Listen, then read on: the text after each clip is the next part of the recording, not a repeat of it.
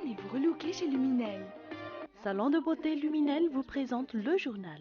Luminel, osez être la plus belle.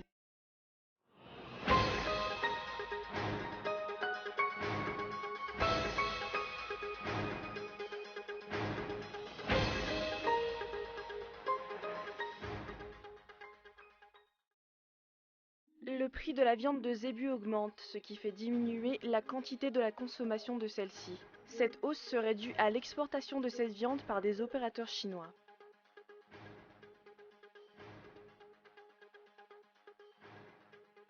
Les employés de la douane ont observé une grève de 48 heures à partir de ce jour. Ils contestent la mesure d'évaluation du personnel imposée par leur direction générale.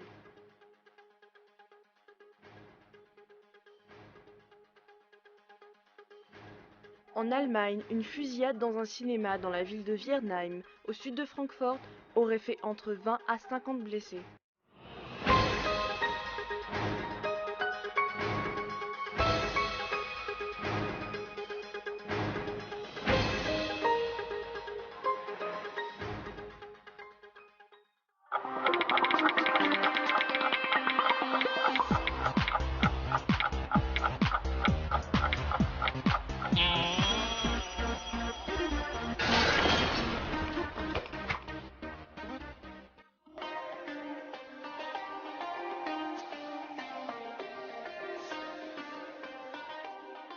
Venez vous relooker chez Luminel. Luminel, coiffure tendance, extension cheveux, coloration, lissage brésilien, maquillage, extension cils. Pédicure, manucure, onglerie. Luminel Béorilk vers escalier 4 foot. L'Avant Center, 4e étage, box 418. Luminel, osez être la plus belle.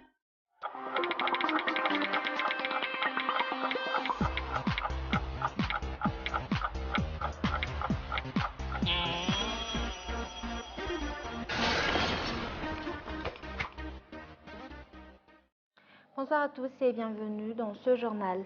À la une, les employés des douanes s'opposent à la réforme que la direction générale envisage de mettre en œuvre. Une réforme qui partira de l'évaluation du profit des employés. Et ces derniers ont ainsi décidé d'organiser une grève de 48 heures, mais la direction générale des douanes compte aller jusqu'au bout. Reportage de Mian Taradjianev. Les employés de la douane ont observé depuis ce matin une grève de 48 heures. Ils dénoncent l'évaluation de profil des employés envisagée par la direction générale. Une évaluation en vue d'une remise à niveau des 1200 employés des douanes. L'évaluation en soi n'est pas mauvaise, mais pour nous, il s'agit du commencement d'une réforme qu'ils souhaitent appliquer. Une réforme qui ne respecte pas les procédures en vigueur. Nous avons eu une réunion avec le directeur général de la fonction publique et nous nous sommes convenus de mettre en place un comité tripartite, lequel se chargera d'élaborer une feuille de route. Mais la direction générale des douanes tente de calmer les esprits. Selon le directeur général, les employés des douanes ne doivent pas craindre cette évaluation, poursuivant qu'elle sera appliquée même si les employés s'y opposent. Des sanctions seront appliquées à tous ceux qui refusent de se soumettre à cette mesure. Cette évaluation est légale. S'ils refusent de s'y soumettre, on ne connaîtra jamais quel est leur profil. Quelle formation vont-ils devoir suivre? Où vont-ils être placés? C'est la première conséquence. C'est un acte légal et s'ils comptent se contester, ils seront sanctionnés conformément à la discipline dans la fonction publique.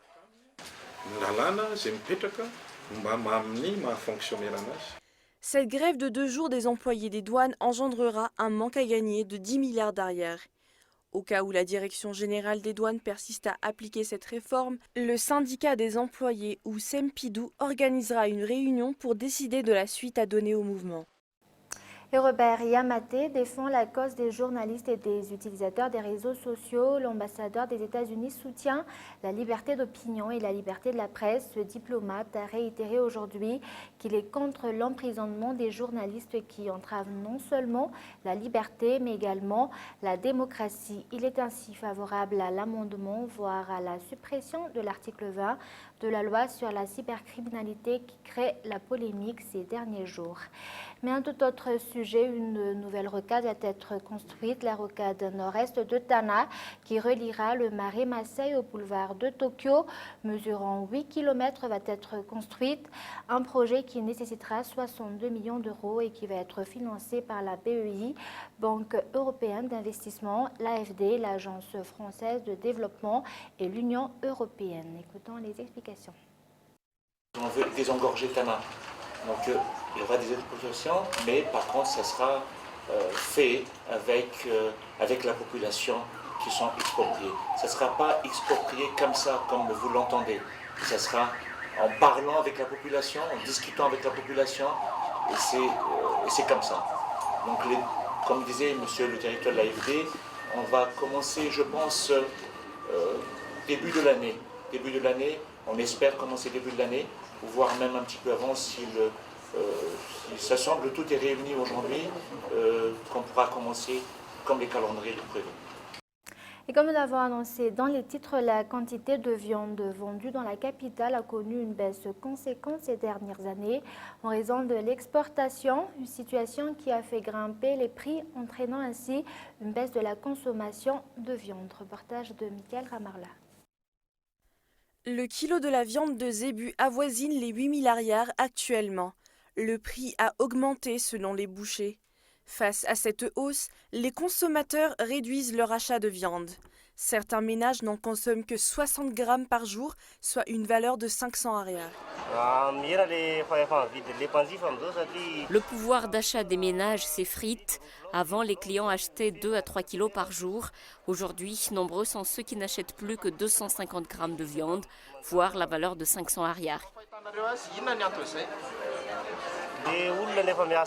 La baisse du nombre de zébus qui arrivent dans la capitale est à l'origine de la hausse du prix de la viande selon les bouchers. Selon un abattoir, si auparavant il est ravitaillé par semaine par 6 camions chargés de zébus, actuellement seuls 4 camions arrivent hebdomadairement. Face à cette baisse conséquente, les travailleurs d'abattoirs craignent pour l'avenir de leur emploi. La viande se faisait rare depuis le début de ce mois de juin. L'exportation de viande de zébus effectuée par des opérateurs chinois demeure à l'origine de la baisse du nombre de zébus qui arrivent dans la capitale. Depuis plusieurs mois maintenant, ils exportent quotidiennement 190 zébus environ. Et actualité sociale, les transporteurs de la ligne 192 reliant à la Soura Kelilaf ont repris le travail aujourd'hui, et ce, même si aucune solution n'a encore été trouvée concernant leur terminus définitif. Les responsables de la coopérative OND, ceux de la commune d'Alassour et ceux de l'agence de transport terrestre se sont une nouvelle fois réunis ce jour pour essayer de trouver un compromis. Et en attendant, la TT n'a pas encore remis les papiers des 7 taxis B qui ont été sanctionnés, et notons que le motif évoqué par la TT est l'empiètement de la ligne F par la ligne 192. Et pour terminer, les actualités nationales, la vente de pétards est interdite. Un de nos responsables près de la gendarmerie nationale a rappelé récemment. Cependant, nombreux sont ceux qui bravent cette interdiction. Les pétards sont vendus dans tous les coins de la rue de la capitale. Reportage. La préfecture de police a sorti un arrêté interdisant la vente et l'utilisation des pétards avant, pendant ou après la célébration de la fête de l'indépendance. Conformément aux consignes données par les mofards, les forces de l'ordre vont effectuer des contrôles et inspecter les endroits où les vendeurs de pétards exercent. Mais la réalité est tout autre. Les pétards se vendent dans tous les coins de rue. À Tsaralalan, les pétards, pourtant interdits, sont vendus librement. Les clients se comptent par centaines. Selon les vendeurs de pétards, la vente est fructueuse. En outre, à 3 jours de la fête de l'indépendance, les lampions se vendent comme des petits pains. Contrairement aux années précédentes, les lampions de fabrication locale commencent à avoir la cote. mais ils sont plus chers que ceux de fabrication chinoise. Les lampions de fabrication locale sont très prisés, contrairement à ceux de fabrication chinoise. Ils sont vendus à 5 000 arrières l'unité. Notons que les festivités dans le cadre de la fête de l'indépendance ont démarré depuis quelques jours. Les forces de l'ordre doivent prendre leurs dispositions pour assurer que ces fêtes soient célébrées sans incident. Et nous passons aux actualités internationales. Fusillade dans un cinéma allemand dans la ville de Wernheim, au sud de Francfort.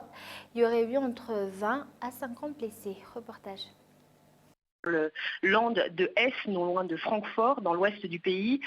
Selon le tabloïd Bild, cette fusillade s'est produite vers 15 h environ. Un homme armé aurait ouvert le feu selon des témoins qui disent avoir entendu de nombreux coups de feu. Selon la radio locale, il y aurait eu 25 blessés et des otages. Le tabloïd Bild parle lui de 20 à 50 blessés sans citer ses sources. Alors, de son côté, la police, quant à elle, n'a pas encore confirmé ces informations. Du côté des autorités allemandes, on a évoqué une menace diffuse sans plus de détails. Les forces d'intervention spéciales ont été dépêchées sur place et on vient d'apprendre à l'instant même que l'homme en question a été neutralisé par ces forces spéciales.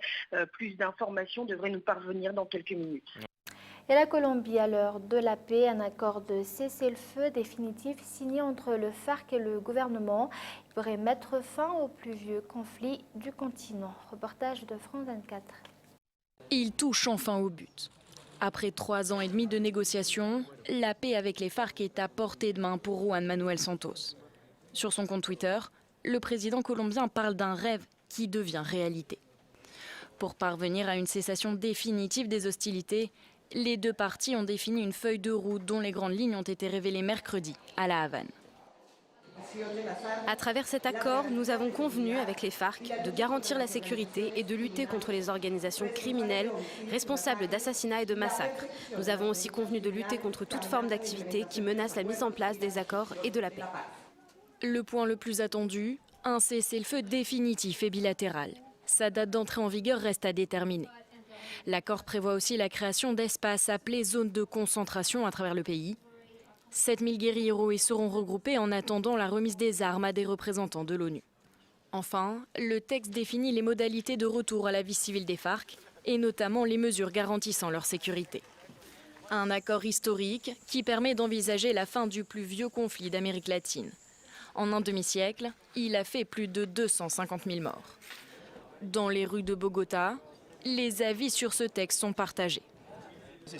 Je pense que c'est une étape cruciale dans le processus qui apportera plus de paix et d'égalité à la Colombie. Je ne pense pas qu'on s'approche de la paix. Il y a beaucoup d'autres guérillas, donc que les FARC déposent les armes, ce n'est pas vraiment un progrès pour le pays. Prochaine étape ce soir à La Havane, la signature définitive de l'accord en présence de Juan Manuel Santos, du chef des FARC Timoleon Jiménez et du secrétaire général de l'ONU Ban Ki-moon. Viendra ensuite la ratification du texte qui pourrait prendre la forme d'un référendum. Et un rappel des titres pour clore ce journal. Le prix de la viande de zébu augmente, ce qui fait diminuer la quantité de la consommation de celle-ci. Et cette hausse serait due à l'exportation de cette viande par des opérateurs chinois.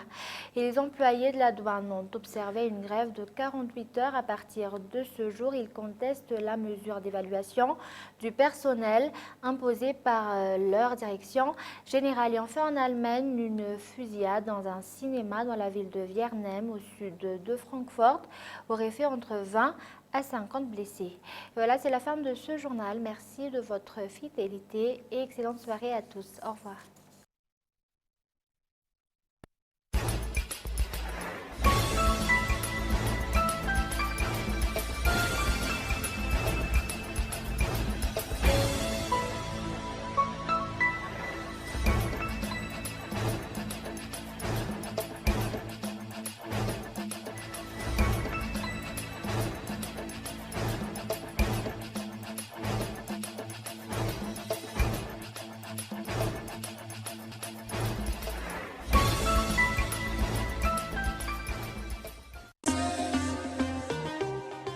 Venez vous relooker chez Luminel. Le journal vous a été présenté par Salon de beauté Luminel. Luminel, osez être la plus belle.